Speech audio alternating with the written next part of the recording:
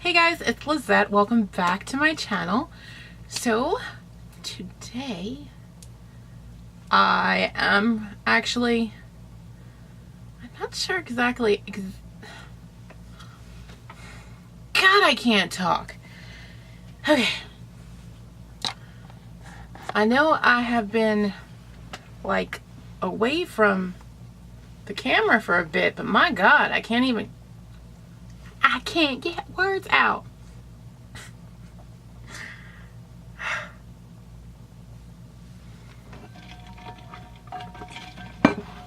Okay, we're gonna restart one more time. Hey guys, it's Lizette. Welcome back to my channel. My grandma's cat. God darn, I can't speak.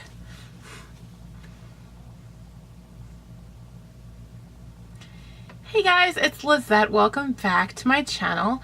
So today I am actually pretty excited, and I'm gonna tell you why. I'm gonna have to stand up, I guess, because my camera won't back up. Okay. I'm gonna actually walk over there. Give me a second.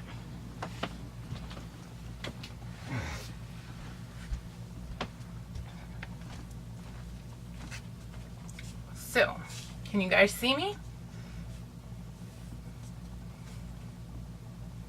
This is what I currently look like.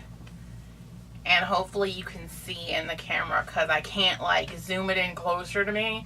And I don't have, my bed is in between the camera and me because my house is the size of a shoebox. So anyway, this is me, you guys.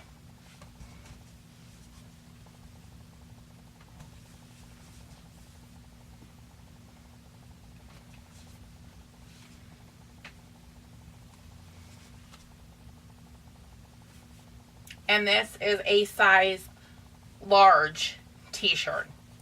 So if it looks like it might be a little snug, it's a large.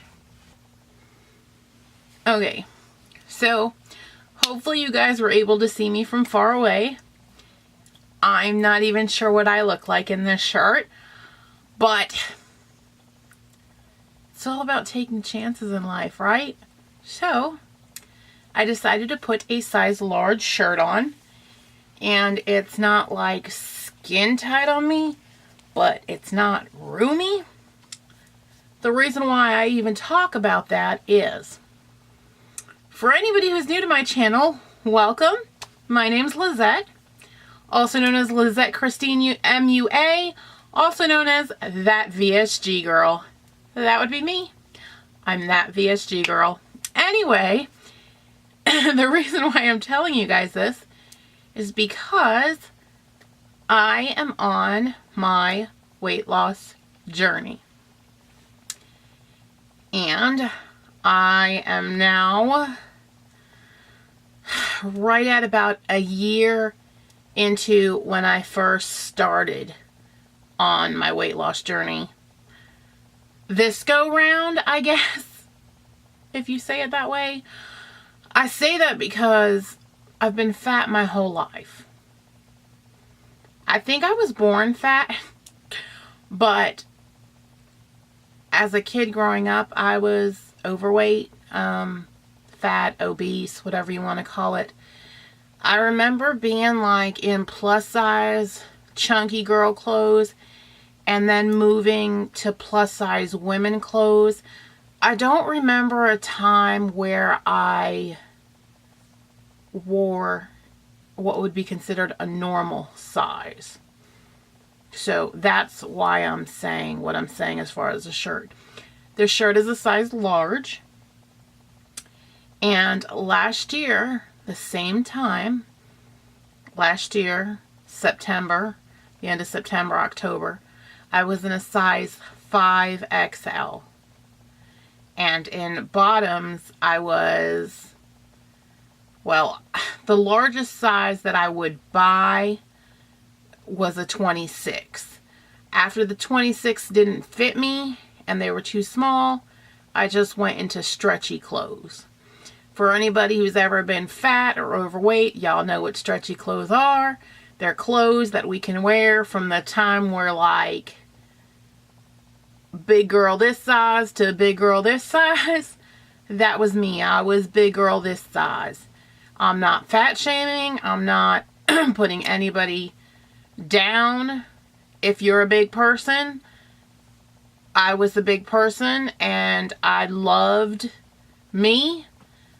I decided to start my weight loss journey because it was more of a health thing than a wanting to be skinny thing.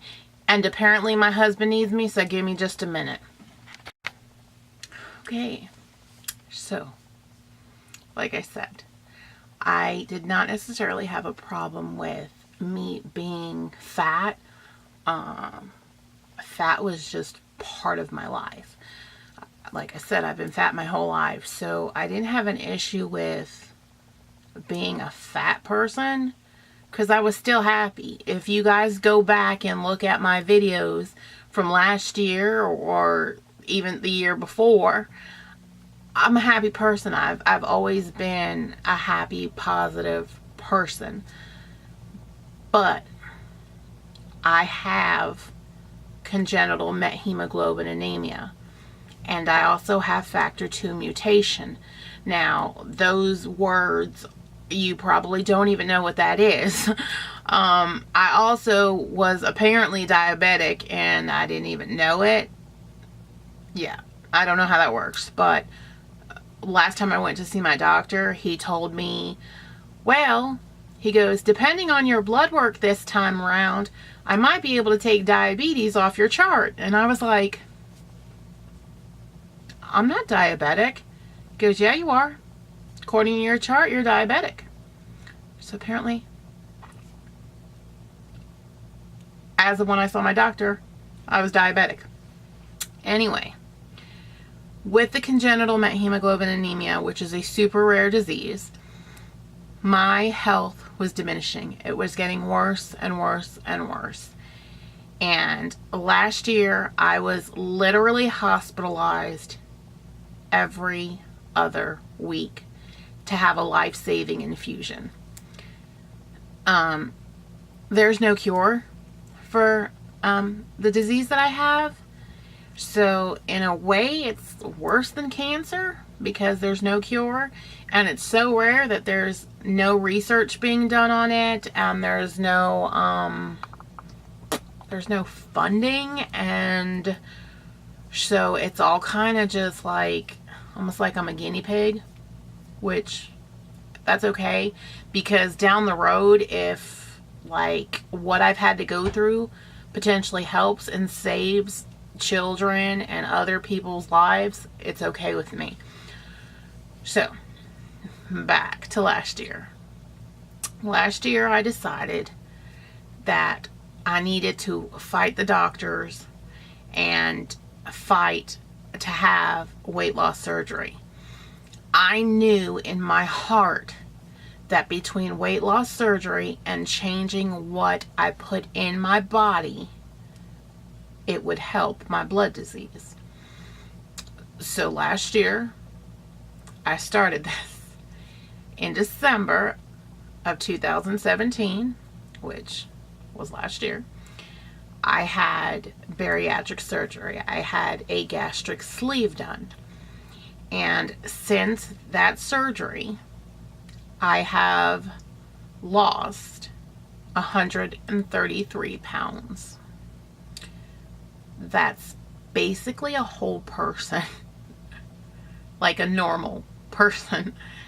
And it's been quite a journey. I'm a much happier person now than I was, which is kind of crazy because I never thought of myself as like an unhappy person. I just wasn't who I am today, and who I am today is awesome, and I love me, and I'm working on being the best version of me. So that's basically where I'm at. I know a lot of people, when they have weight loss surgery, they wind up like following other people that had weight loss surgery, or looking for other YouTubers that had weight loss surgery, or people on Facebook or people on Instagram, and following them to see where the journey takes you as they're transitioning and having their transformation. They're watching other people's transformations. And my hope is that I inspire other people to get healthy, to become the best version of themselves, and work on just embracing like your inner person and developing and becoming who you should be in life. And that's where I'm at in my life. Now, am I skinny? No. I'm still plus size. I'm still fat. I'm still obese. As a matter of fact, I believe that I'm still considered morbidly obese, and my BMI now still qualifies me to have weight loss surgery now. So, needless to say, I was a very big girl. And I loved myself then, and I love myself even more now, and I'm very proud of who I've become. So you take that for what it's worth. But so far I've lost 133 pounds. My blood work and blood levels are coming back all impeccable, with the exception of the blood diseases that I have. As far as the diabetes, according to the doctor, I am no longer diabetic, so that's getting wiped off my charts. So the diabetes is gone. I have no hypertension. I have no CHF. I have nothing like that. So none of the normal stuff was necessarily wrong with me. I just have the Methemoglobinemia, and when I was a child, I was misdiagnosed, and they had put me on medication, and I was on medication for about a year, and during that year, I gained over 100 pounds, and then I went from that to being misdiagnosed with something else, and misdiagnosed, and misdiagnosed, and misdiagnosed, and misdiagnosed. Needless to say, they had me on all kinds of steroids, on all kinds of different medications that all caused weight gain. Am I using that as an excuse? Absolutely not. I completely take responsibility for being or allowing myself to get as big as I did.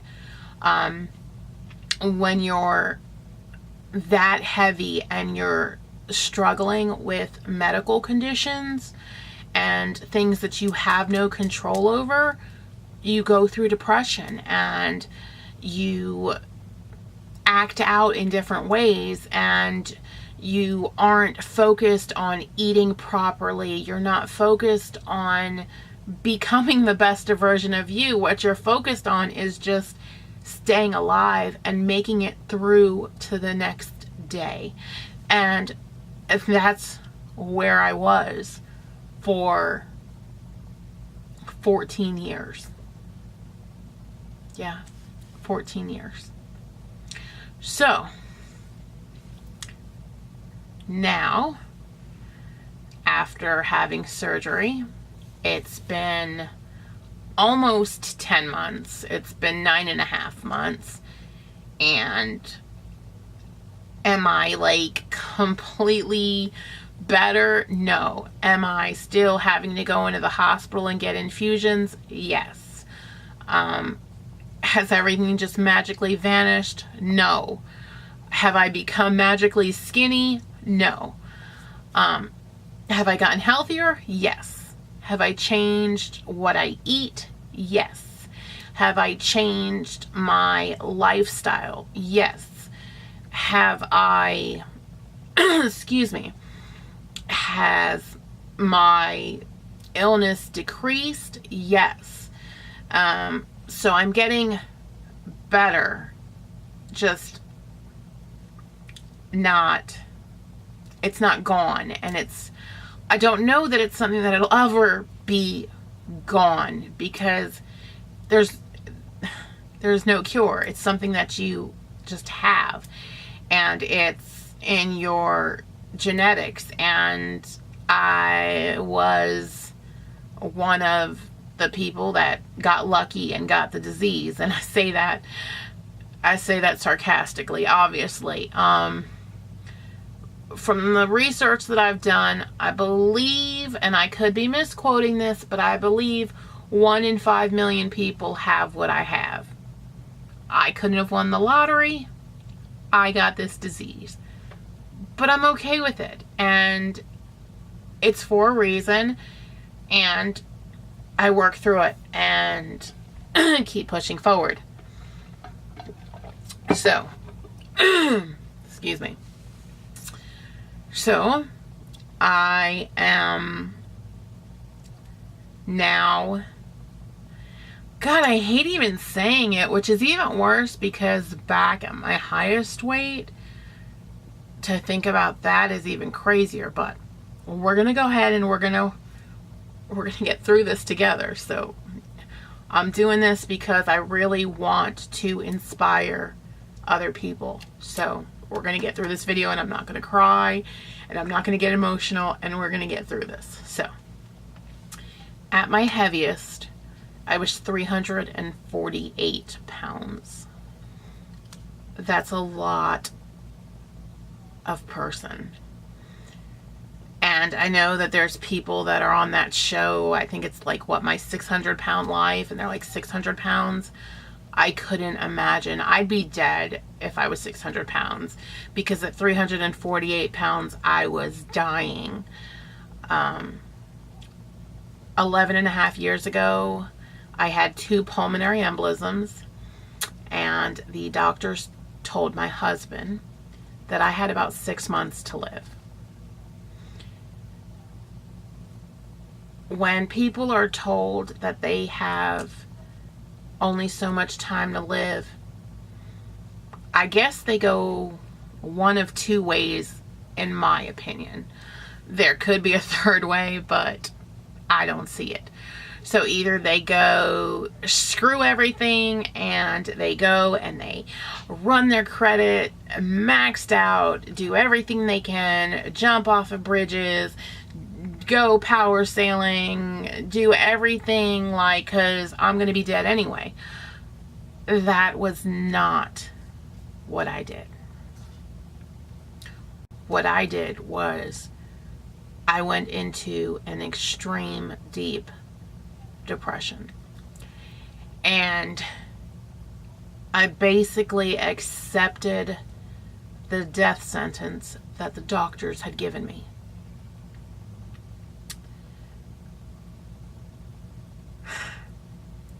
This is hard. Whew. So, I'm a mom, and I have 4 kids. My oldest daughter just turned 20.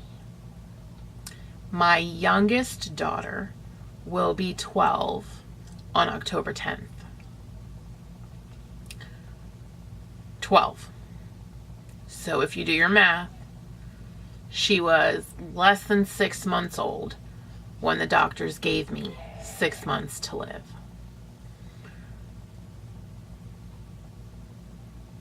I gave up on life.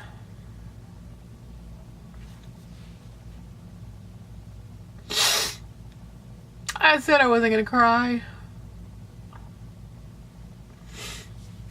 Okay.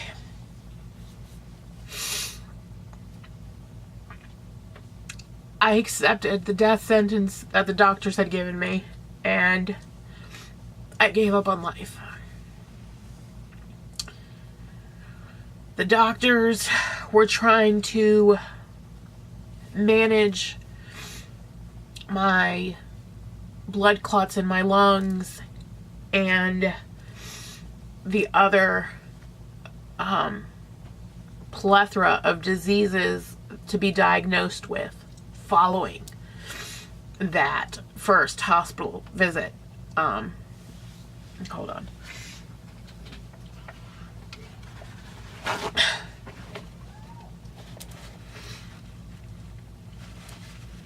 Okay. So from that first hospital visit where the doctors had given me 6 months to live, came diagnosis after diagnosis after diagnosis of more problems, more health issues, and more depression, obviously.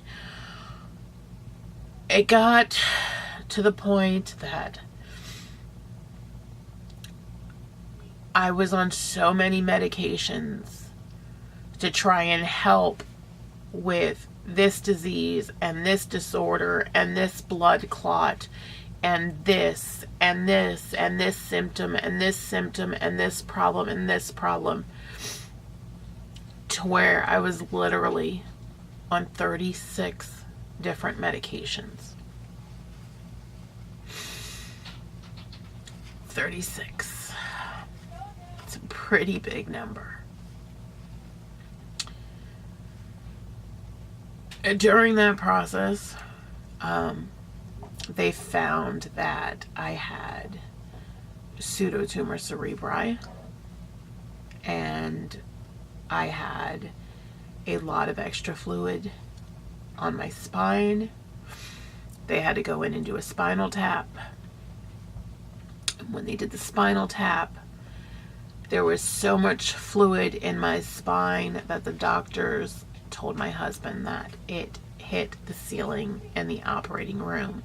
Now, I don't know whether he was being facetious or literal, but there was a lot of fluid in my spine, to the point that it was causing me to go blind.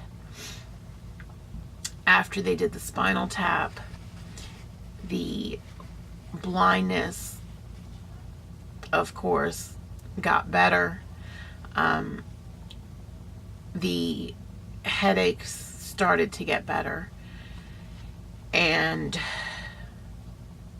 I still had a bunch that I was dealing with. And then I lost function of my leg, and that was really hard because I was on blood thinners.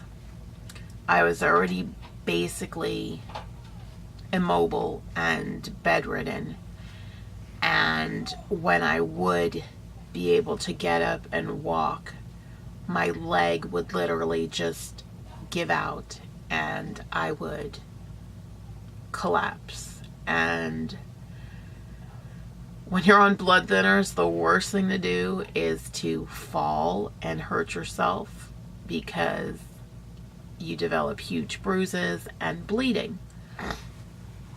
So I had to have a walker. And that was pretty tough too. Because here I was, 28, 29, maybe 30, and I had a walker. And I was a very big person, 300. I went up and down the scales over that course of 10 years, from 350 down to at one point 287, back up to 350. I say 350, 348 was my highest, but, and my weight went up and down during that time. So I had a walker. And then after the walker, they had to put me on oxygen. The doctors wanted me to be in a wheelchair and not a walker because of what would happen, and it was really dangerous to even have a walker. But I fought them, and I said, no, I'm not going to have a wheelchair. So I had my walker. They wanted me on oxygen, and they wanted me on oxygen around the clock. And I fought them. And I said no. So they wind up putting me on 2 liters of oxygen at night. And I agreed to that. Fast forward a little bit, I was able to move. I had gotten so sick that we were living with my parents, and so after a few years we were able to get our own place, my husband and I, and 3 of our kids. My 4th child, or she's my first child, but the 4 of my 3, she wound up staying with my parents. She was already established in her school. She was getting great grades. They lived in a great area, and our house that we moved into didn't have enough room for her to move with us. She could have shared a room with her 2 sisters, but it would have been really tight. And that was not an easy decision for me to make either. But it wasn't about me. It was about her.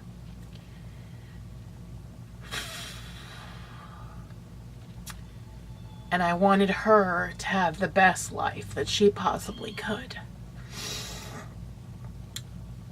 So I didn't give her up. I didn't give her up for adoption. I didn't stop being her mom. Nothing like that.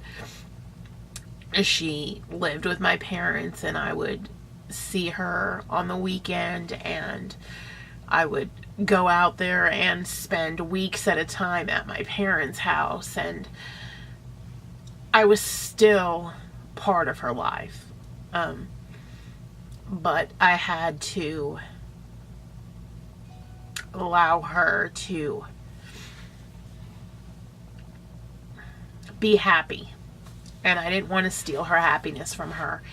And especially at the age she was, just to uproot her and have her hate me and despise me, and then, you know, hating her daddy and me, and then potentially, you know, acting out and getting pregnant at 14 and getting F's and all that. So to avoid that, she stayed with my parents, and I'm very blessed to have the parents I do.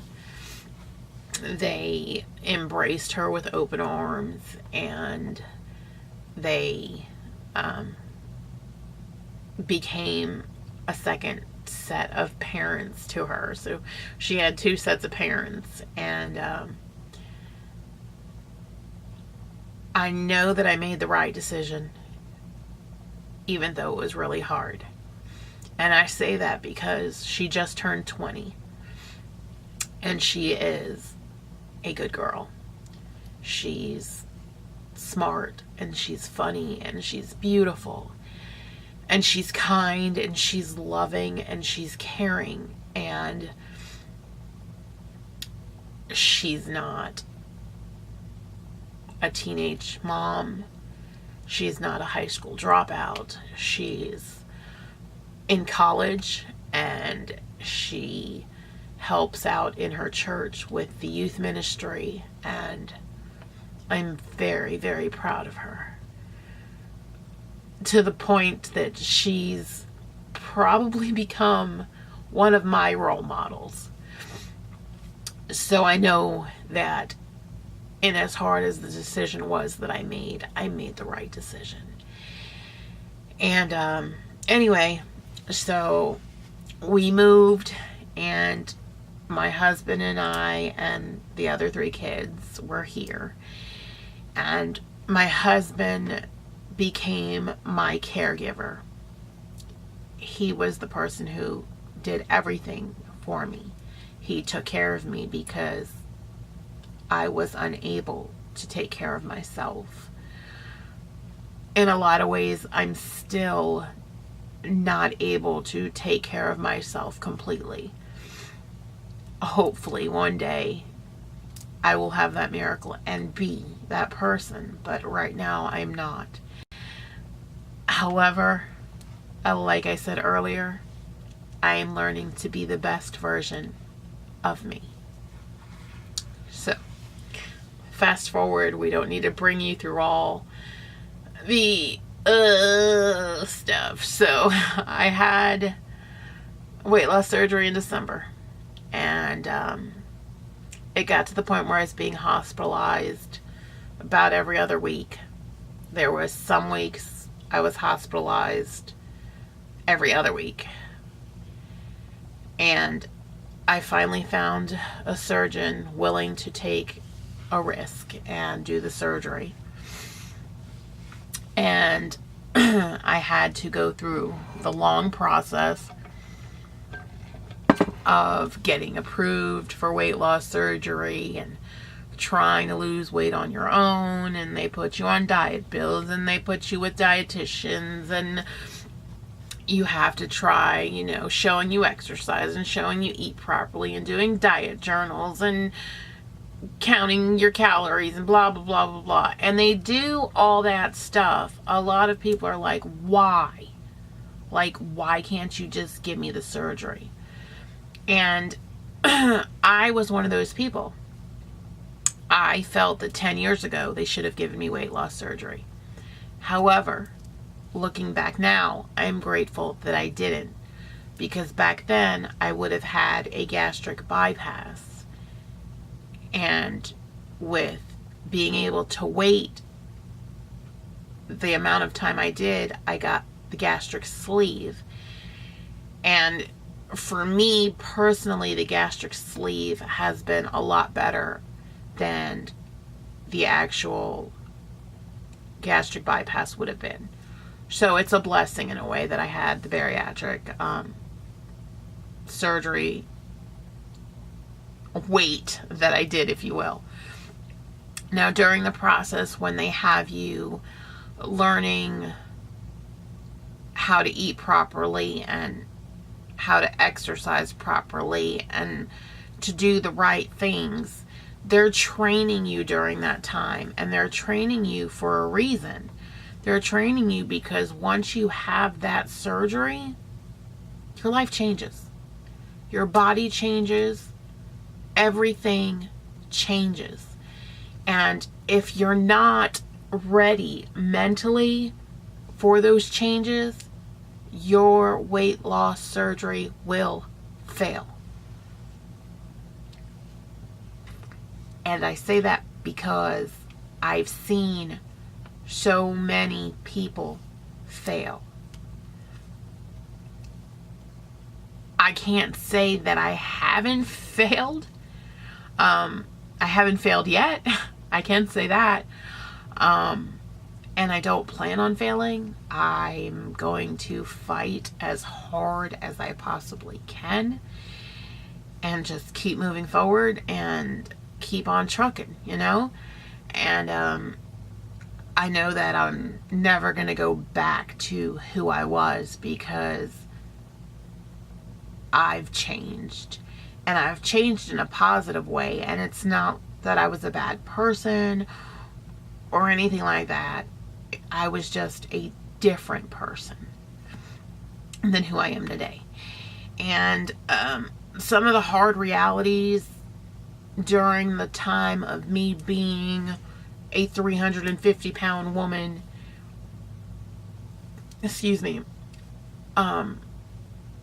a lot of those things really were not easy. My children, basically, they lost their mom when the doctors told me, basically, you're gonna die. And I say they lost their mom because I didn't want them to get attached to me. I didn't want them to rely on me only for them to have to deal with losing me. And I'm not going to get emotional about this, so it's not that I don't have emotions toward it. I just don't want to sit in front of a camera for an hour and cry. So, my husband basically became mommy and daddy to the kids. And when I started finally fighting back, I faced that reality. When my kids would come to me and say, "Where's daddy?" And I'd say, "Well, why? What do you need?" And they're like, "Mommy, you're sick." So my kids would come to me and they would say, "Mommy, where's daddy?" And I'd say, "Why? What do you need?" And they say, "No, Mommy, you're sick. You need a rest. I'll have daddy take care of me. I'll have daddy do it for me. I'll have daddy help me." That is the shittiest feeling in the world. When your kids think you are so bad off and so sick that they don't want to bother you for something that they need help with, or something that they need. And so I made the decision that it didn't matter how much pain I was in, or how much I was struggling or battling or fighting medically. I had to take back my life. I had to have a rebirth. I had to come back to life because my kids needed their mom. That was 2011. So 7 years. That 7 years has had its ups and downs, especially with me and my medical battle and my hospitals and all that. But it's nothing that I would change for the world, because during that time, my kids were able to have both parents side by side to help them and to mold them and to let them see all the different varieties and aspects of their peers and other families and broken families, and most of their friends only have a mom or a dad, or they live with their mom half the time and they live with their dad half the time, or they only have a dad, or they only have a mom, or they have their grandparents, or they're adopted. And there's so many factors, and my kids still have their mom and dad together, despite all the bumps in the road of the marriage and of the health and the finances and all the stress and the depression and the anxiety and the PTSD and all that crap. We've pushed through so much, and I love my husband. He's an amazing man, and he loves me, and I think the fact that he loves me is more important than how much I love him.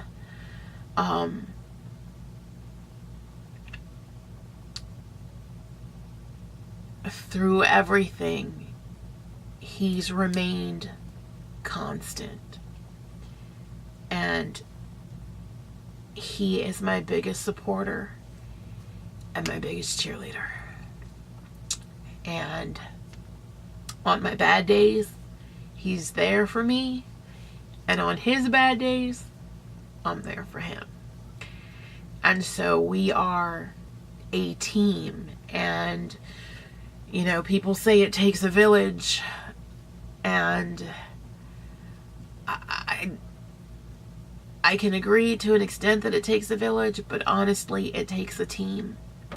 It takes a mom and a dad who are willing to accept each other's flaws and low points and high points and work together and mesh together to get through those and build yourself stronger and stronger and stronger. And I'm so lucky that I have my husband. I couldn't imagine going through this without him. So I'm very blessed for that. Okay. So this is like such a long video, and I'm not even like gonna apologize for it, because I want you guys to kind of get a feel for where I've been and where we're going from here. So I finally found a surgeon willing to take a chance on me, and I had everybody's support. I had my mom and dad's support. I had my husband's support, even though he was worried to death that I would die, because that's what one of the surgeons told him. Basically, he was like, well, she's not going to make it through the surgery. And my thoughts behind that was, the doctors told me 11 years ago that I wasn't going to make it through 6 months. So if I die, I die. At least I'm trying to better my life and become healthier and become the best version of me. So I had surgery, and I changed everything that I ingested, everything that I did. And I didn't purposely change the way I acted or the way I talked or the way I reacted to things, the way that I became. It just is who I became. And according to my husband, because I can't say, I mean, I know that I'm different, but I can't like 100% say I'm not the same person I used to be. Like, I don't know.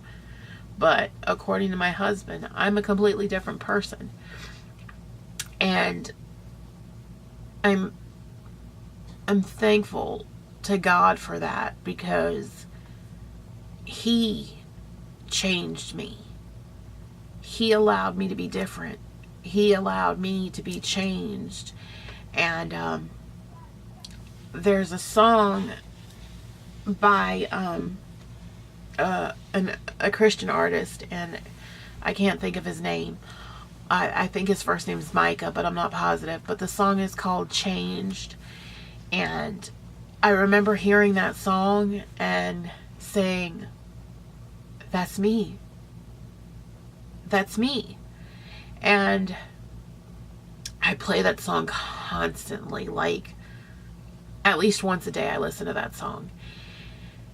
And I fight, and I push forward, and I continue. And here I am, 9.5 months later after surgery. I'm still alive. I have lost 133 pounds. I have dropped numerous dress sizes. I'm able to breathe. I'm able to walk from point A to point B without dying. And looking forward, I can only imagine that it's going to get better. I can only hope that it's going to get better. I can only embrace that it's going to get better. And my journey's not over yet. My story is not over yet. but I'm in a very good place for once in my life. And I questioned things and I doubted things, and I never felt like I was enough. I never felt I was pretty enough. I never felt I was smart enough. I never felt I was worth enough.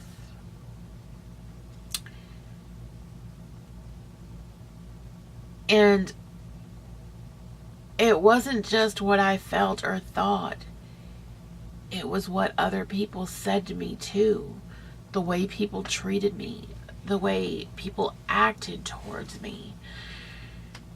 And basically, I allowed all that ugliness and bitterness and negativity to infiltrate my body and my mind, almost like a computer virus, and how it goes in and webs and it infiltrates every part of the computer till it shuts it down. That's what I allowed excuse me. That's what I allowed other people to do. I allowed other people to destroy me and put me down and be negative, and I accepted less than what I should have.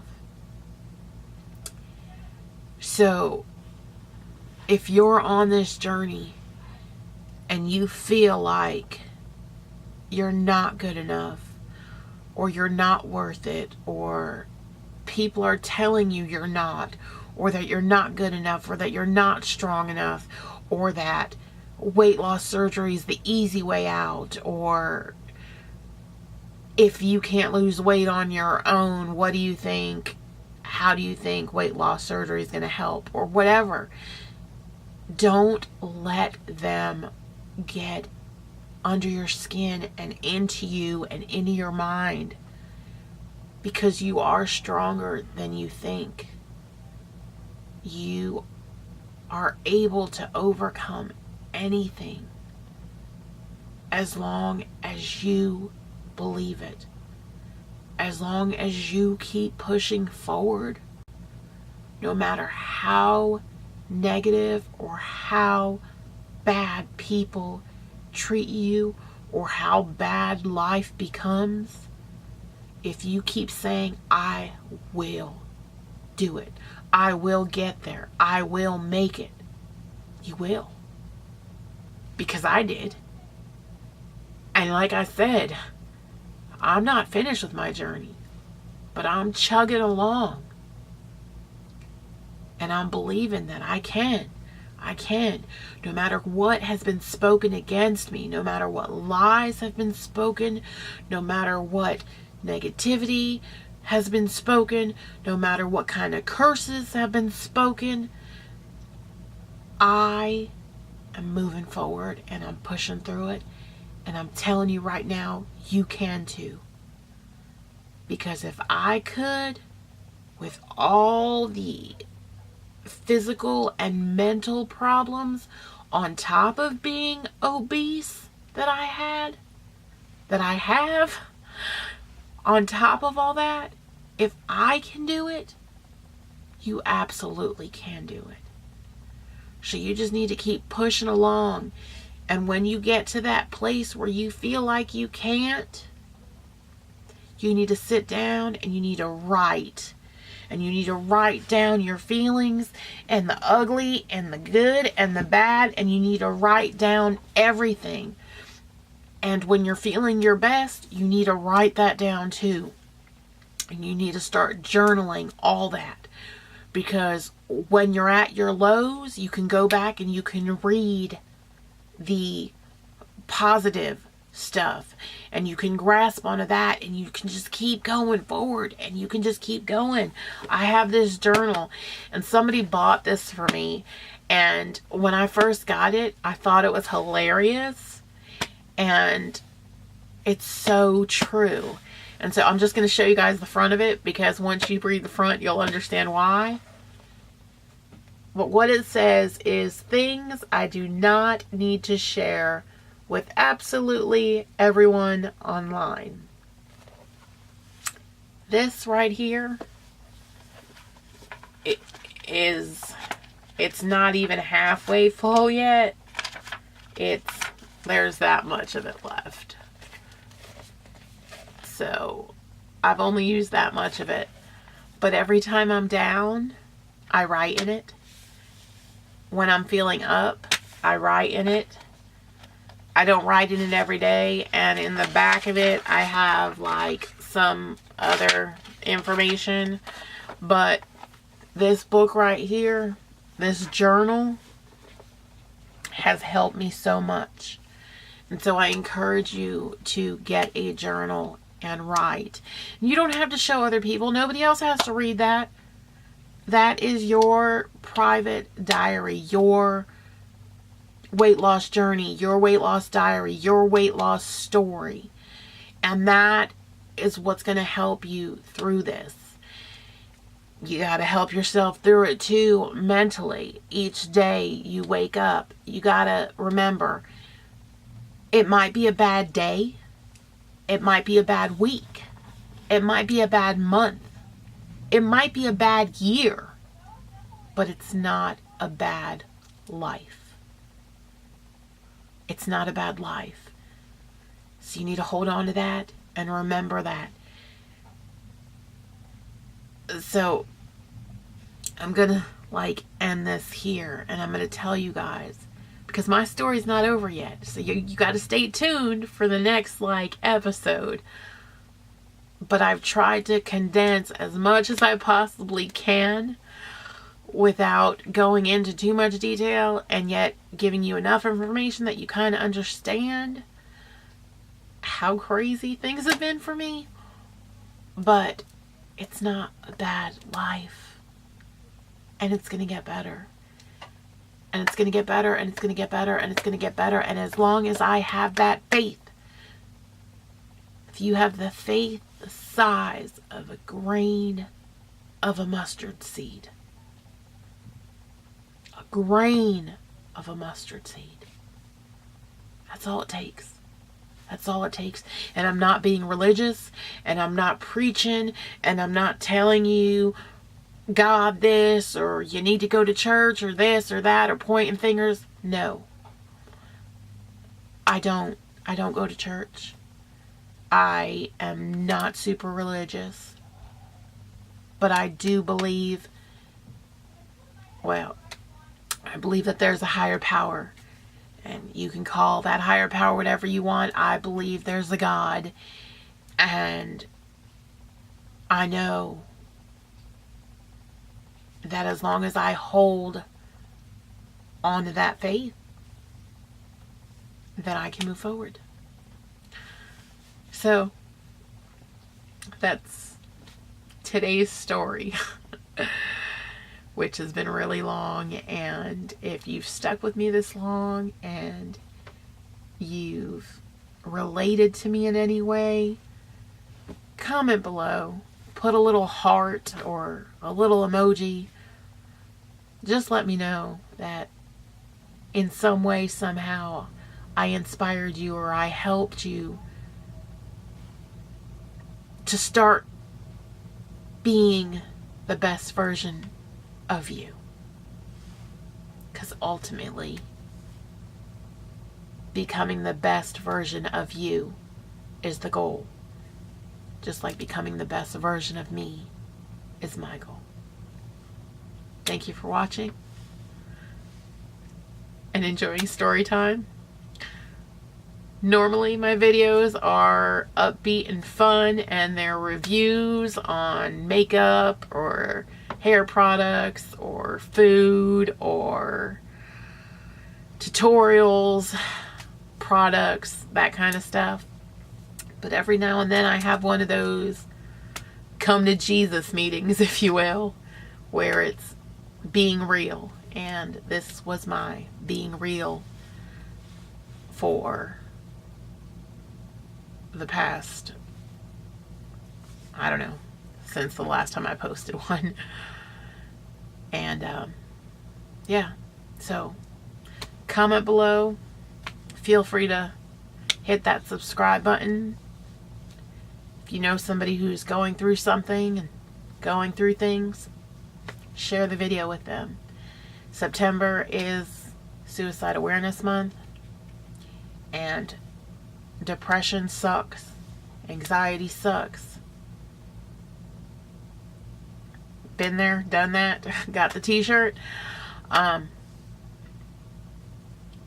But somebody somewhere might be able to